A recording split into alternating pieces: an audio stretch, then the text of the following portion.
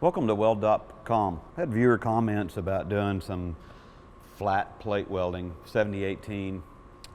Pretty straightforward, although it can present some problems. I really like going uphill, horizontal, some overhead, but I like to position my work as well and try to avoid that overhead thing. Anyway, we're starting out with a little 3/8 plate, and I've got everything beveled here to 30 degrees. I do have a 1/16 root face on here, maybe pushing 332. I want to gap this open about a good heavy 1/16. Again, pushing 332. Looks like I've got a little variation in my cut.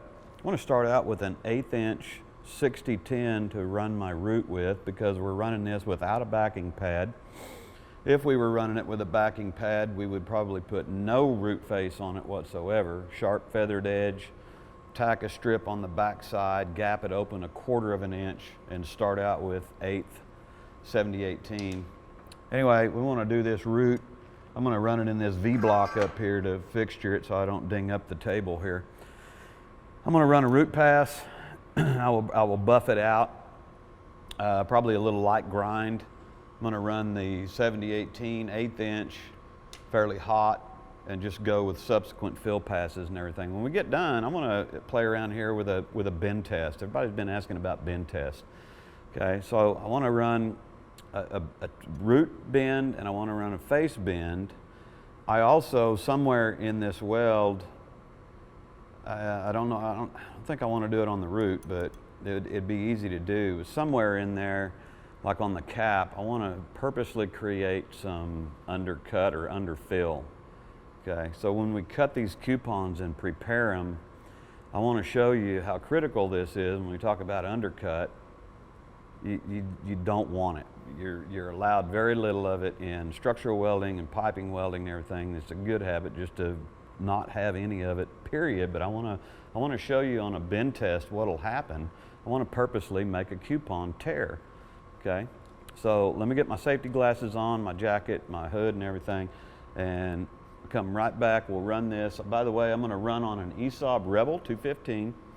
I'm probably going to run this root at about 80 amps. I am running on the 220 volt side of this machine today because I may get frisky here on the cap and even run 5/32 70-18 for a cap. I don't know here. We'll get into this weld, we'll play around with it. So let me get my gear on, I'll be right back. Welcome back. I went ahead and tacked these plates. I had them beveled to a 30 degree. I put the root opening in here. And I'm gonna set these down flat. Viewer wanted to see this. So this gets into doing some qualification stuff. Doesn't matter what position it is. Bend test, qualifying, certifying. You know, number one thing is don't be scared of it. You're going to be doing it all the time in your welding career. So it's just one of those welds, you know. Whether you're doing them in production or you're doing them for a test, knock them out. Stay smart, stay clean. So I've got reverse polarity. I've got 80 amps. And when I start this arc, I'm gonna be straight into this to start with, and I'm gonna lean this thing back about 20 degrees or so. I really want to rake this in here with a short arc. I really want to put this in here with a short arc. So I want to create a keyhole around my rod, and I want to see it fill behind. If I'm too hot for whatever reason, too hot, too cold, things aren't happening, I'm gonna stop. I'm going to grind and feather this stop out, get this keyhole reestablished, make an adjustment, come back into it, run the rest of it. So, get my hood on here and we'll turn and burn. It's going to be a little awkward here for the camera angle, but I want to be set up right up over here so everybody can see. And here we go.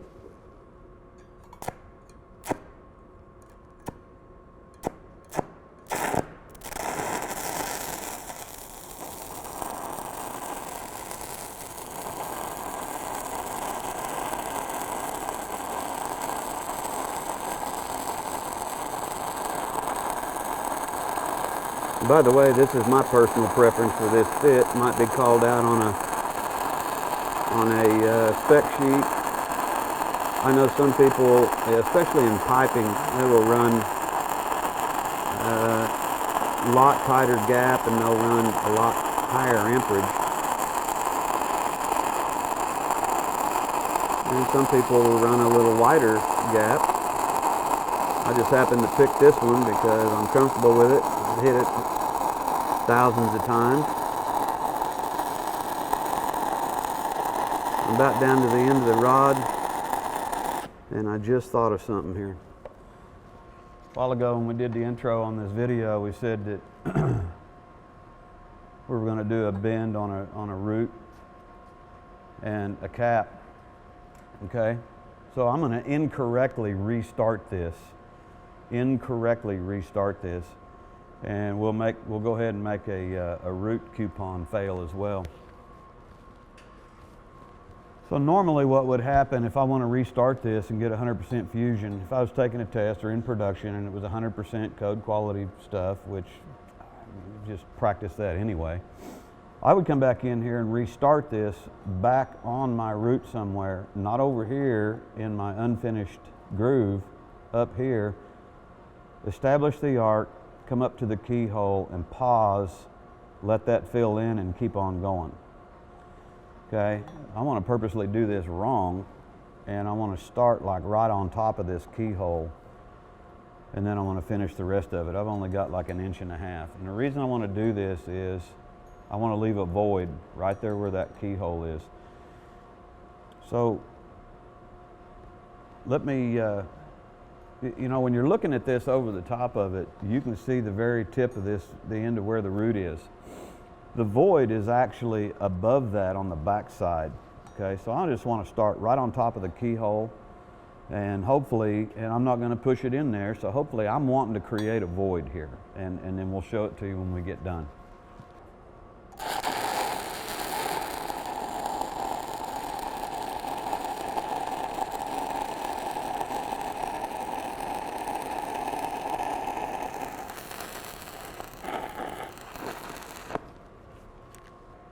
Okay, we have concluded our root. From this side, it looks like we have 100% root pass in here, but I can assure you that when we turn this over, we have a boo-boo, okay? Now, I haven't cleaned anything off yet, but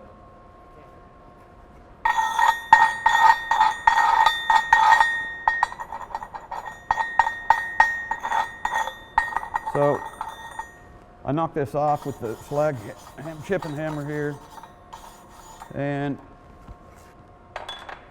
you'll note that we've got 100% root fusion with reinforcement. Yes, this is a little bit warm, and I'm going to let go of it here real soon. If you'll look at this little dot right here, we've got a little horseshoe effect that's not filled in. That is from an incorrect start. Right after that, you'll see that we've got 100% fusion again for the last part of this. I'm not worried about where the tacks were. So I'm going to give myself a 1/2 inch inside this plate, and I'm going to cut some coupons out of here. Okay? Anyway, there's your root, and there's your incorrect restart. Okay? So I'm going to go clean this off. I'll hit this with a grinder and clean this out a little bit, and I'm going to come back and run my second pass with 1/8 inch 7018, probably about 100 and 110 amps. Be right back. I went ahead and cleaned this root with the high-speed wire wheel, bead brush.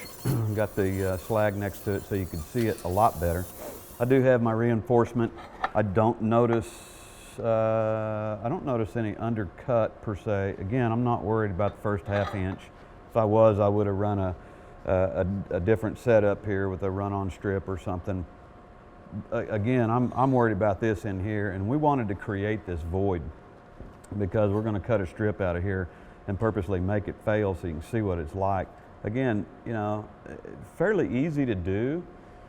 It's just, you know, maybe starting in the wrong spot, you know, and we're only talking 3/16, 1/4 inch here, but again, it's more about technique. And then this side, I ground down into this. You've probably seen on other videos, if I'm going to run a 60-10 hot pass in here, I wouldn't grind as deep as I did and get it as clean as I did. So I'd leave a little bit of the wagon tracks in there because I know the 60-10 is going to gouge this out, especially with the drag and long arc. It pushes the slag and the weld pool up behind the rod. It cleans everything out. But I'm running the second pass with 1/8 inch 7018, and I went ahead and turned myself up to 115 amps. I've got this hot start at 100%. I do want a good hot crispy start here. Run this next pass for you. This will be a fill pass. I want to run this fill pass, and I wanted to explain that, you know, when we start out, we want to lean this rod back about 20 degrees or so to get this slag going back away from you. Don't want it to be on the leading edge of the rod here and weld through it. So as I get going, things may happen and I may have to tilt the rod in relation to the groove itself just to make things run in smooth.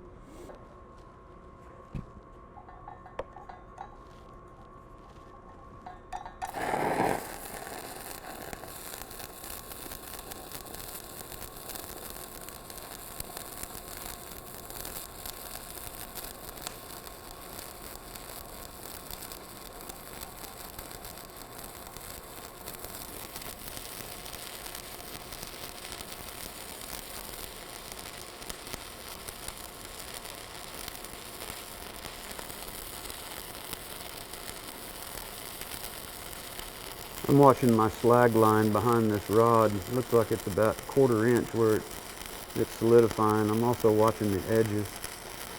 I'm trying to feel the rod way down in the groove here. I'm not cramming it in there, but I do feel the rod, meaning I want to hold a short arc here. I am not whipping this back and forth, not 7018. Just want to run it in there, stringer bead, leave it alone.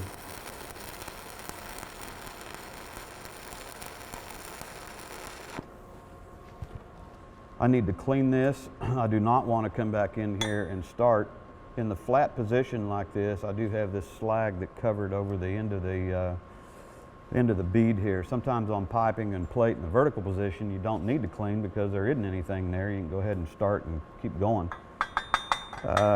Inside of a groove, you know what? That came out pretty nice.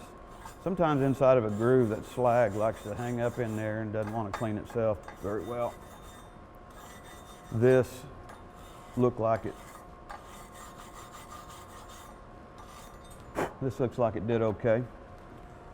Okay, when I come back with another rod, I want to start on top of, just on the leading edge, and kind of long arc this and bring it around back here in the back side of this crater, and then set it down and keep on welding.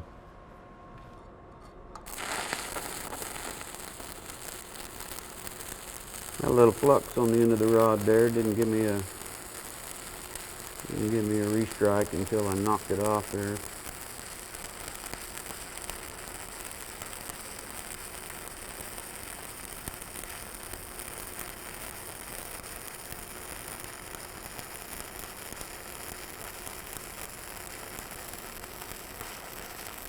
We come out here on the very edge of this groove. I'm leaning my rod up almost 90 degrees. Come back in here and then weld through that. I'm going to go wire wheel this and clean this off. I'll be right back. I'm getting ready to run this last pass in here. I went ahead. I'm going to switch over to a 5/32. I ran an 1/8 inch root. I ran a 1/8 inch 6010 root, an 1/8 inch 7018 fill. I'm gonna go ahead and run a 5/32. We had a viewer ask specifically to run 5/32 on flat groove or flat plate. Didn't specify whether it was a groove or a fillet. I'm gonna run off this little rascal over here at 160 amps with this 5/32 rod in this. I've got a fair amount to fill. So again, I'm gonna treat this pretty much straight in perpendicular as far as the groove, but I am gonna lean this back about 20 degrees. I don't want this slag coming back away from me. And then I may gently rock this back and forth because I want to watch these edges. Now, we said that we wanted to purposely mess up a coupon for the cap, so somewhere up in here, I'm going to cheat one side and not burn this beveled edge out. You can call it It may be undercut, doubtful in the flat position, but I'd underfill. I'm going to purposely miss a beveled edge over here so that when we cut a coupon, we want it to fail. We want to show a failure here and how easy it can happen. So anyway, getting ready to drop the hood here, we'll run this last pass.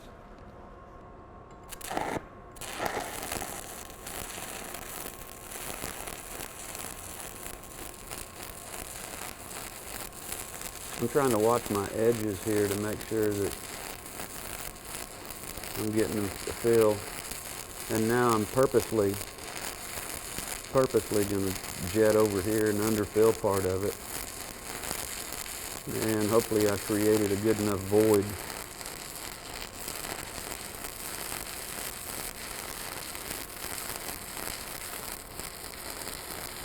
Carry on with my weld. Just kind of watching the edges here and watching that dark circle at the back of the rod where the pool's solidifying.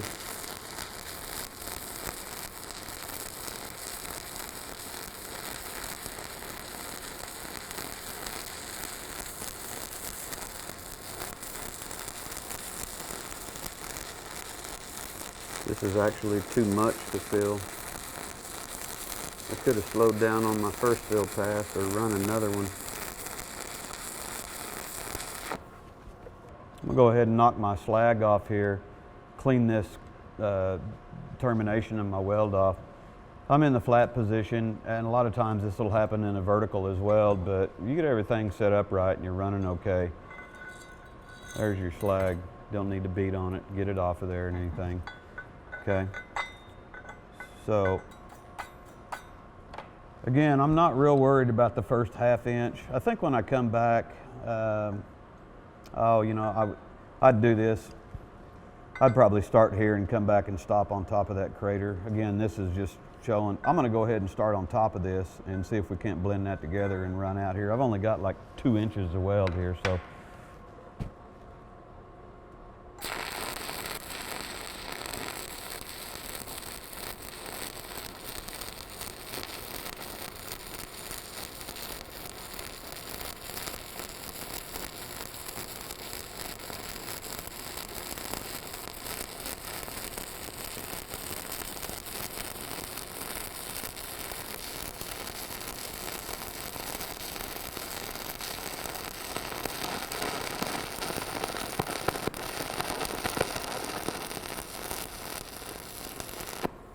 And that, my friends, right there at the end of that weld was arc blow, and a lot of it. I finished this weld and I've cleaned it, and again, I looked at the back side. We ran the fill pass nice and hot. It didn't restructure it, it got it nice and hot. So what I want to show you here is we've got a pretty consistent bead in here with no undercut, but up here, if you'll see this shadow, that is our bad technique where we kind of jump forward. We discussed that we wanted a coupon to fail in the face because of that, and we wanted to show one on the root side with a bad restart. So anytime you shine a light across here and you've got a little shadow in there, and that is undercut, not necessarily underfill because the arc did get over here. Anyway, I'm going to cool this off. I'm going to come back and cut some coupons. I want to show you how to prepare them, and then we'll bend them. Be right back.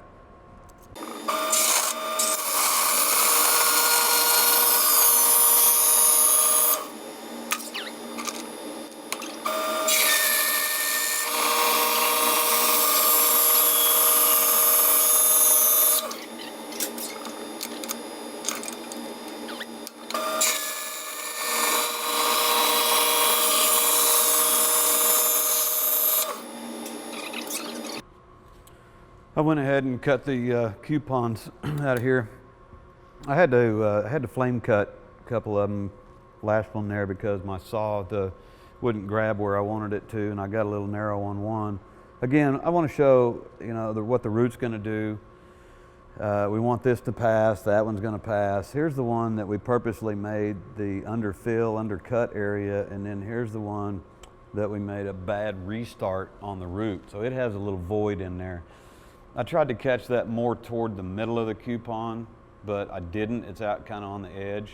So we're going to show why it fails. Anyway, I want to grind these up, and that's a whole nother session here to talk about, is how to grind them correctly. Okay, there's a certain way that you want to grind them, a radius, the edges in the weld area, and then we'll bend them. So I'll be right back. I went ahead and ground our coupons. I need to talk about how to correctly grind the coupon here. Always grind in line with the coupon, so your sanding marks are going in line. If you ground it parallel with your weld and you bend it, it has a possibility of tearing open because of the surface on the coupon itself. So always go perpendicular or in line with the coupon. Also, you're allowed to give yourself a nice, a little bit of a radius here. I've cleaned the surface up so we're not really interpreting anything on the surface. At times you may have a tear that starts on this surface and propagates up into the coupon that you're going to inspect. It's rare it happens. This is the coupon that we made the bad start, and again I tried to get that more into the coupon. It is right there in the surface, so I'm gonna go ahead and face this down, set it up in our machine here, and center it.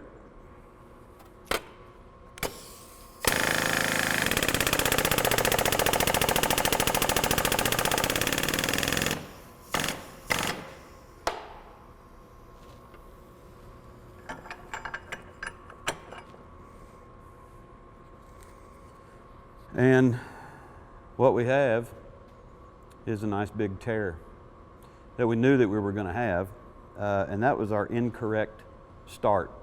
Okay, so you can see by just that little bit of mishap, and the rest of it was fine. You can see the grain structure in here if we look at this close and get the light just right. But it's that one little mishap right there. We've got a coupon failure. Okay. Now, to move on, this is our coupon that we underfilled, undercut. Again, real easy to do, real easy to do. So I'm going to set this part of the coupon, the face, down, and we'll center it, and we're going to bend this one.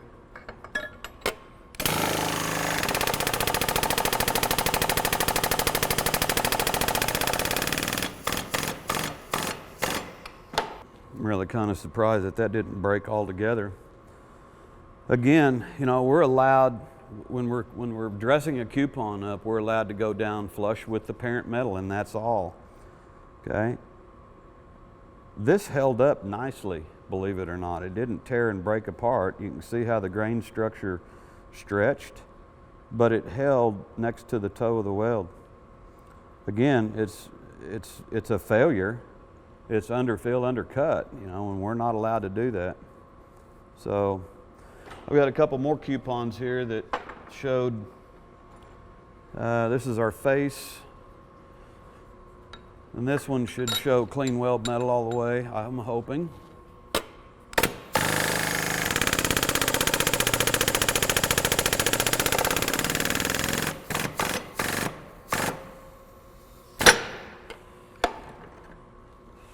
We have clean weld metal all the way across. We can see grain structure in here. No tears.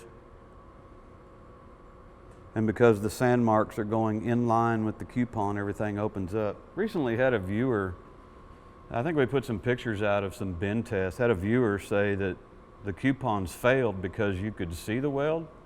Come on, man. Every bend test I've ever done, you've been able to see the weld, so I'm not sure where that came from. And you don't go back and sand them afterwards either. If you got a coupon that shows a slight tear or some undercut, you don't go back and redress that. That's not allowed.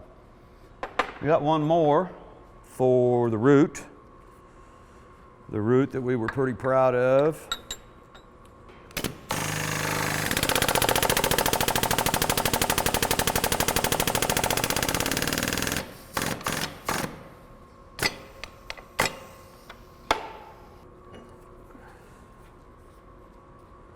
Again, we have clean weld metal here. We get the light just right. Again, clean weld metal.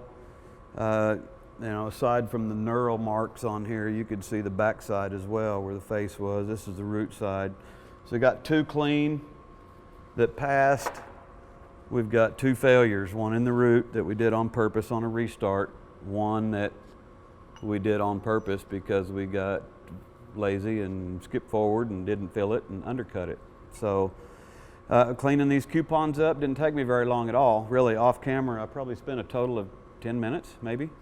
The flame cut ones I did quench. It's plain carbon steel. I'm wearing gloves because I still sanded on these and they're just slightly warm. So again, 2 failures purposely, and that's how easy it is to fail a coupon.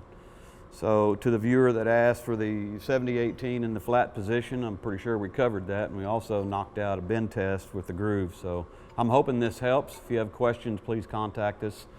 Subscribe to the videos. New videos come out every Monday. Bob Moffett, Weld.com. Thank you.